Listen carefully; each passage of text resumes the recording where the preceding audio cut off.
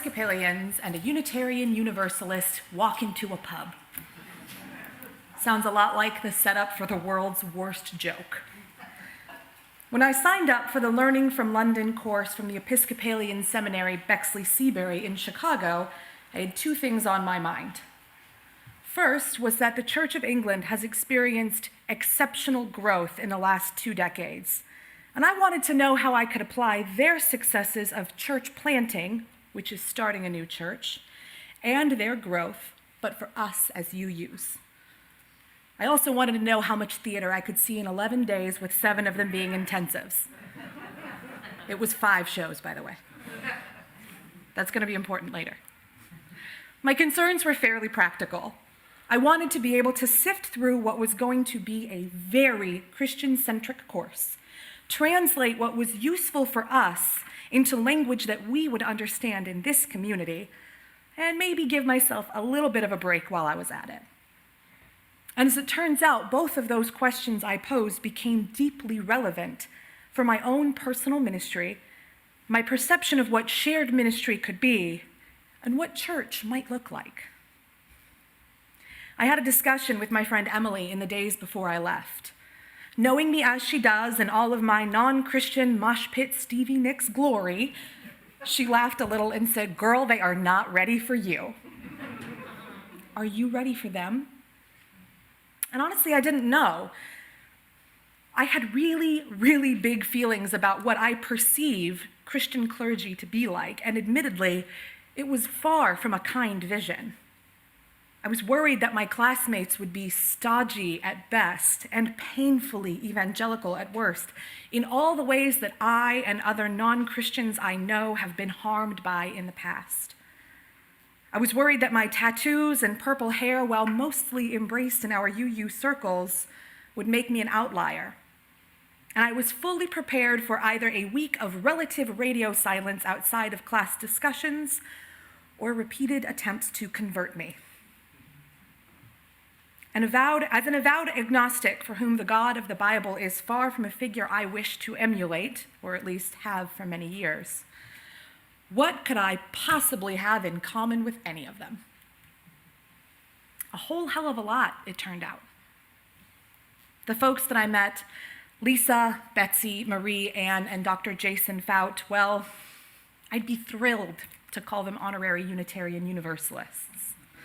It was clear from the word hello as they peered around a corner and saw my purple hair that the things that they care about in their ministries mirrored my own: to do good and be good in the world and to help change it for the better. Within hours of meeting them, I went from highly suspicious to deeply respectful. There was so much of what they want for this world that jives with our own congregations. All of us turned out to be staunchly liberation-minded, incredibly aware of the power and privilege afforded to us as well-educated white people from affluent faith communities. We found similar injustice in the handling of LGBTQ+ marriage by the Church of England. This was a subject that overshadowed all of our conversations with local clergy, because the week that we were there, the church decided to continue to refuse to marry LGBTQ couples in the church. We shared discontent at the idea that some would not welcome the ministries of we students, all 5 of us female. It didn't take me long to share with them that maybe if they had been the Christians I had met when I first started exploring faith, maybe I'd have spent a little less time being angry about Christianity. And yes, Lisa and I definitely compared tattoos. They were people of an all-caring, very deep faith, people that want to see this world thrive in justice, dignity, and love. Really not all that different from any of us in this room or at home, though we don't necessarily lean into the same theologies. And they had plenty of questions for us, too, about questions of interest and challenge that helped me solidify how I see myself as a minister and as I see this faith as a way towards collective liberation. I could never have expected a bunch of Christians would help me clarify my Unitarian Universalism, And I'm deeply grateful not only for that, but for the adjustment to my thinking. I realized very quickly how unfair my approach to their faith had been, and the assumptions that I was making about them as people and clergy. Sometimes there's nothing quite like holding a mirror up to yourself to find that maybe you've been as unfair to others as others have been to you. But my realization went beyond that small group of us who cried and laughed and raged and prayed together, and yes, I prayed and worshiped with them every day. By and large, what I saw happening over and over again with every layperson and ministry professional that we met was a profound generosity and an underlying servant's heart. And to be clear what I mean by that, I don't mean servitude. I mean people who make the active choice to be in service to those around them. With a small congregation called St. Luke's in the High Street, they were small and mighty and had sacrificed the comfort and cost of an aging building in order to be in the market every week, serving the hearts and spirits of both vendors and passers-by.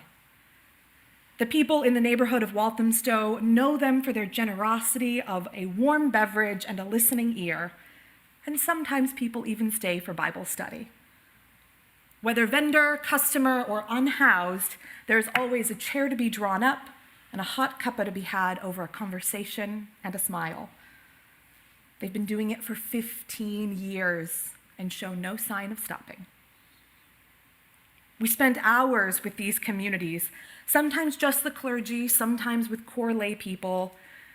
We were introduced to all manner of folks, immigrants who had found religious homes in a quiet parish, who had seen many a priest grow and change with them, a young couple who, when they sought community and found not one they wanted, helped grow their own. The husband of that couple has now heard his call to ministry. Priests that knew every inch of the history of their parishes, a gentle giant of a man who sang loudly with the children in his evening service. We met church planters, disciple makers, and priests just happy to see their parishes thrive. And with every single person we met, we were greeted with hospitality and enthusiasm. People were proud of not just their faith communities, but the places they hailed from, and they were thrilled to share them with us, over more tea, coffee, and biscuits than anyone could ever shake a stick at. The two communities that struck me most acutely, though, were Father Matt's in the parish of Poplar and Reverend Andrews's St. Francis in the engine room in Tottenham. I know that one's a mouthful. Both of these sections in London fall short of the big, nationally important buildings that you see along the Thames in movies and TV. These areas lack the glitz, gloss, and glamour of the city proper. They're some of the lower income areas of London, areas where people are being rapidly priced out of their homes as the local councils try to catch the eye of young professionals to buy fancy new buildings. As we walked from St. Nicholas on the Aberfeldy, an area where once an Aberfeldy kid, you're proudly always an Aberfeldy kid, we walked all the way to All Saints on the other side of a major motorway that had been built that split the neighborhood in two. Father Matt pointed to building after building, declaring, they're tearing that one down, and that one down, and that one too, just to build fancy high-rises that none of the people of Poplar will ever be able to afford. And he said very strikingly, you know, these people always have things done to them under the guise that it is for them. But no one ever asks them if they want it done.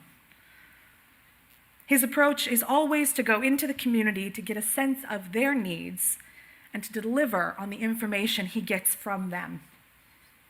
His youth service, short and sweet at a whopping 30 minutes, was stunning. And it was full of some of the most gorgeous blessings I had ever heard, for child and adult alike, agnostic little me included.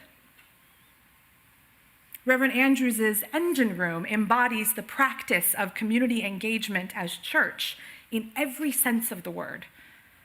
The building's primary use is not as a church building or even as a congregation, though they do have the sweetest little chapel attached and do hold regular church services. Their primary goal is to serve Tottenham, no matter religious affiliation, with multiple community rooms for hire, a weekly parents and tots playgroup, and a community restaurant that is attached that blossomed during the height of the pandemic and still goes strong today, just to name a few things. Additionally, they partner with a group called Time for God, which is a program that matches international young people with year-long volunteer opportunities throughout the UK. Opportunities ranging from caregiving to art to working with vulnerable populations. More and more service-called hearts at every single turn. And I don't think it's a coincidence that the people who run these congregations are widely recognized on sight by the people in their community who they serve, congregant or otherwise. So why do I tell you these stories about these incredible displays of Christian love from people that none of you will probably ever meet? For one, I hope it gives a different perspective on what Christian love can look like. As congregations that seek to be justice-building and radically accepting, sometimes we Unitarian Universalists can fall short of welcoming people with theologies that feel a bit different from our own, and we do so perhaps with a little bit more than a bit of superiority thrown in. And Christianity is a subject that some of us really struggle with, yes, even some of our ministers. But also, as we look towards the possibility of adopting the rewrite of Article 2 for our Unitarian Universalist bylaws, of which it will become abundantly clear that I am an advocate of, the focus in these stories is the love. Love is the core of our Unitarian Universalist beliefs. We could not be the liberation-seeking faith we work to be without that foundation and grounding of a genuine love. A love for each other and a love for the world.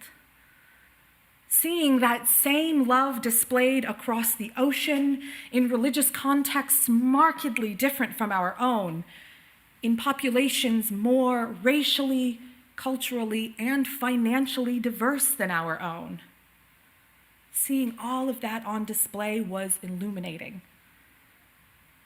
A question I kept wondering leading up to this course was, what are we missing? I, for one, would never have come to a UU church without the support of someone who cared deeply for my well-being. That my calling to ministry would have been impossible to hear without being loved into being by that first congregation, and that my formation has been contingent on being loved into being by all of you. I know without a doubt that our Unitarian Universalist congregations have something remarkable and wonderful to offer the world. And I kept wondering, rather grumpily, why our numbers aren't growing by leaps and bounds. And then London called, and I found out that maybe I was just asking the wrong questions. Yes, of course, we know numbers matter. In fact, there was one instance where all we talked about was the numbers of new Christian disciples. We talked about them so much that I couldn't take one more moment of what felt like back-patting before I raised my hand and spat. Yes, that's great, but what do you do? What calls people back to your community over again? And these ways that we connect with each other, the ways that we love each other and serve each other, when we can be held in our most wounded of places and our most brilliant ones, whether for a moment, for a day, a decade.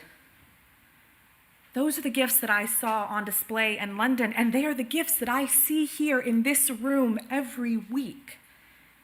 We don't love people just because they share our faith. We love them because that is what we are called to do in this faith. Our radical welcoming can always be clearer and go further, and in a faith that is a living, breathing tradition, as we are living and breathing practitioners, I hope that we always seek ways to grow into those uncomfortable places, those weird places, just as much as we live into the ones that we already feel connected and whole. For my own part, this experience challenged my own assumptions about Christians, taught me to be a little bit less of a pretentious jerk about it, and got me wondering what really could be church. After a few days of worship with my classmates, of which it was no secret it wasn't really my bag, I saw a production of Shakespeare's As You Like It. The following morning, they asked me how my show was, and with a smile and a hitch in my voice, I said, that was church.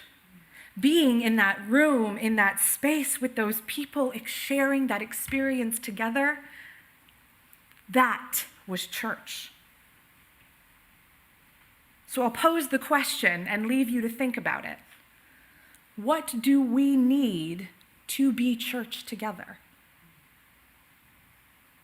I hope in what I'm sure is a woeful under-misrepresentation of the brilliance that I was fortunate to live into in this journey, that I've been able to highlight some of how I saw facets of our own faith in the actions of the faiths of others. Whether it be an act of the universe or an act of the Holy Spirit, in the end, there is love. And where there is love, may there be understanding, connection, and community. So may it be, and amen.